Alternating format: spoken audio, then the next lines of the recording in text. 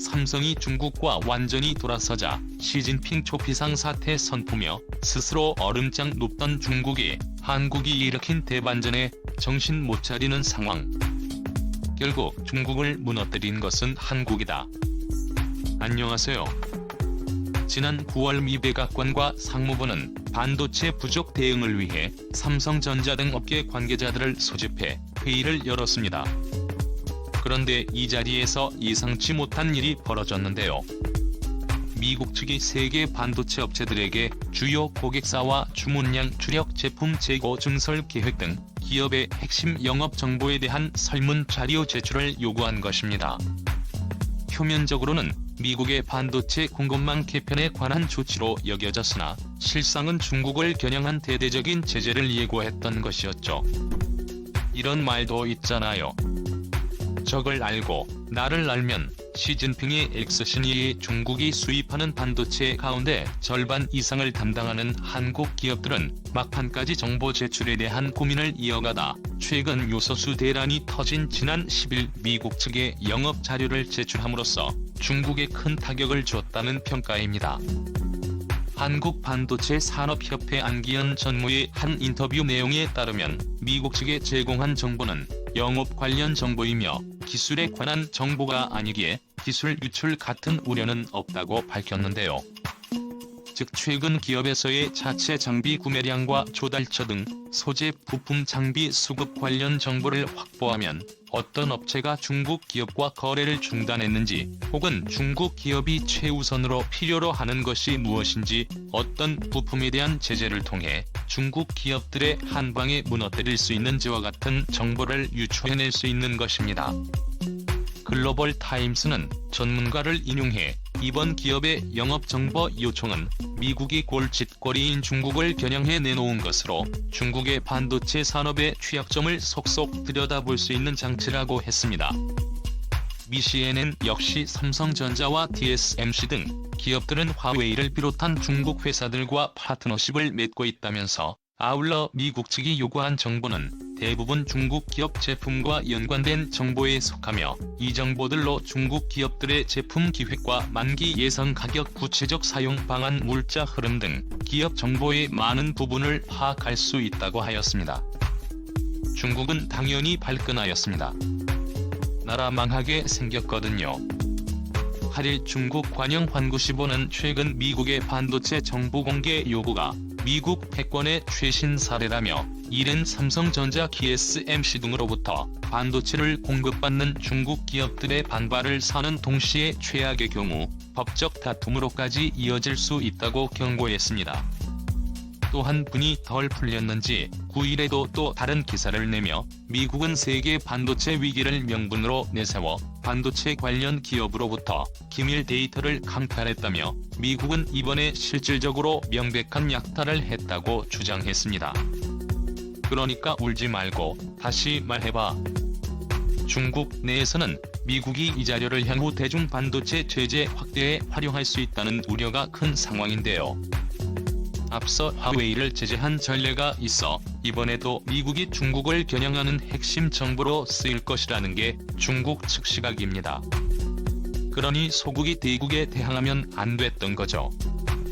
그 가운데 중국이 특히 민감하게 여기는 부분은 세계 최대의 반도체 파운드리사인 대만 TSMC와 중국 반도체 수입의 절반을 차지하는 한국 기업들의 핵심 영업 정보가 미국의 손에 들어갔다는 사실입니다. 현재 무늬만 대국인 중국의 가장 큰 약점으로 꼽히는 부분은 바로 반도체입니다. 통계를 통해서도 알 수 있는데 중국이 매년 수입하는 품목 중 가장 많은 비중을 차지하는 것이 바로 반도체로 지난해 중국이 수입한 반도체는 사상 최고치인 3,500억 달러를 기록했습니다. 이는 세계 반도체 시장에서 80%에 달하는 금액으로 얼마나 중국이 반도체를 필요로 하는지 전혀 알 수 있는 대목이죠. 이는 전세계 노트북, 핸드폰, TV 등의 전자제품 70%를 중국이 생산하고 있기 때문인데요. 높은 경제 성장률을 기반으로 당의 존속을 확고히 아내는 중국 정부에게 있어서 중국의 세계 공장 지위 확보는 최우선 과제이며, 이를 위해 반도체는 핵심 중의 핵심으로 꼽힙니다. 과거 최대 수입 품목이었던 석유 수입은 약 130조 원에 그쳐 반도체 수입이 석유 수입보다 1,604조 원이나 많습니다. 반면 중국 반도체 수출 금액은 약 1,301조 원에 불과해 2,622조 원에 달하는 무역 적자를 보고 있어, 만약 중국이 반도체 국산화에 성공한다면 중국의 무역 흑자는 939조 원으로 수직 상승하게 됩니다. 이런 논이 길을 쓰고 반도체 굴기에 달려드는 거죠. 그러나 중국은 자국에서 쓰이는 반도체 대부분을 해외에서 수입합니다. 특히 메모리 반도체의 경우 삼성전자와 SK하이닉스의 의존도가 매우 크며, 시스템 반도체는 TSC 의존도가 절대적입니다. 중국 국내에서의 조달 비율은 약 15.49%에 그치는데, 그해 15.59% 중에서도 10%가 중국에 진출한 외국 반도 메이커가 생산한 것으로 중국에 본사를 둔 회사가 만든 건 고작 5.59%에 불과합니다. 한마디로 외국에서 반도체를 조달하지 못하면 중국의 거의 대부분의 기업들이 문을 닫을 수밖에 없는 상황인 것이죠. 반면 중국의 반도체 굴기는 처참히 실패제 더미가 되었는데요. 그거 참 안타깝습니다.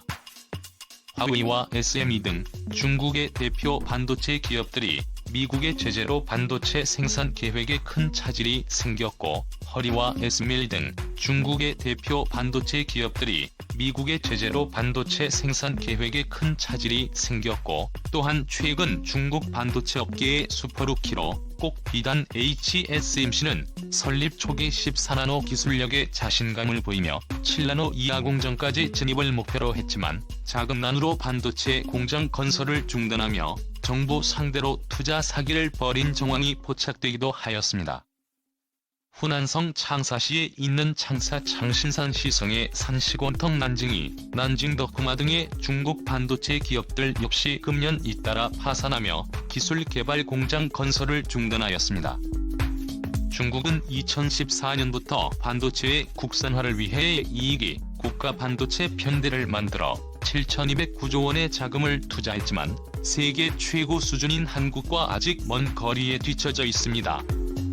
중국은 반도체 국산화를 위해 283의 반도체 제조 기술을 가진 기업이면 10년간 25%의 법인세를 면제해주는 파격적인 정책도 도입했지만, 반도체 기술로 치자면 한국은 1나노미터를 넘어 3나노미터의 상용화도 목전에 두고 있는 반면 중국은 14나노미터를 겨우 상용화하고 있는 단계입니다.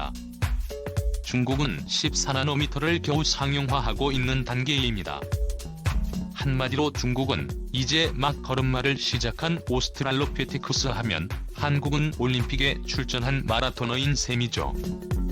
반대하면 중국이 상황이 이렇다 보니 중국의 고민은 깊어질 수밖에 없습니다. 차세대 첨단 기술의 핵심 부품인 반도체를 서방 세계에 의존하다 보니 겉으로는 큰 소리 평평 치지만 미국 주도하에 대만과 한국의 반도체 기술 공세에 속수무책이기 때문입니다. 사실 중국 입장에서 가장 큰 충격을 주었던 것은 바로 한국 기업들의 정보 제출이었습니다. 대만이야 오래전부터 탈중국을 선포하며 중국과 안전한 결별 행보를 이어갔지만 한국 기업들은 굳이 잘 사주는 중국의 등을 돌릴 명분이 딱히 없었기 때문입니다. 그동안의 한국 산업계에서 메모리 반도체 강국인 한국과 세계의 공장 중국은 서로 필요한 존재로 여겨져 왔었고, 이에 한국 메모리 수출의 약 80%를 중국이 가져가며 중국은 전체 반도체 수입의 절반 이상을 한국 기업에 의존했습니다. 이에 이번 미국이 요구한 중국과의 한영업 정보를 한국 기업들이 제공한 것은 중국 또한 예상치 못했던 충격적인 행보였는데요. 전문가들은 최근 불거진 중국과의 경제 교류에 대한 위기인식에서 비롯된 것으로 볼 수 있다고 하였습니다. 즉 중국과의 수출이든 수입이든 너무 많은 비중을 할애할 경우 향후 독이 되어 돌아올 수 있다는 것을 깨달았다는 것이죠. 특히 요소수 대란으로 불리는 중국의 요소 수출 금지 조치는 한국과 한국 기업과 한국인들을 대상으로 다시 한번 중국은 손절이 답이다라는 진리를 깨우치게 하였는데요. 이 사태와 관련해 중국 공산당 기관지인 인민일보는 요소수 대란을 통해 한국은 글로벌 공급망에서 중국이 가진 중요 지위를 더욱 분명히 인식해야 한다고 짓걸었습니다.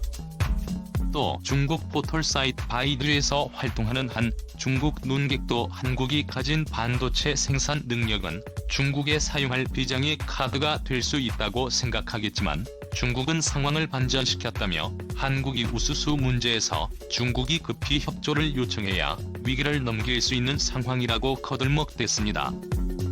그러면서 한국은 신중하게 고려해서 이해 득실을 서둘러 파악해야 할 것이라며 미국과 중국 사이에서 중국을 택할 수밖에 없다는 논조를 이어가는데요.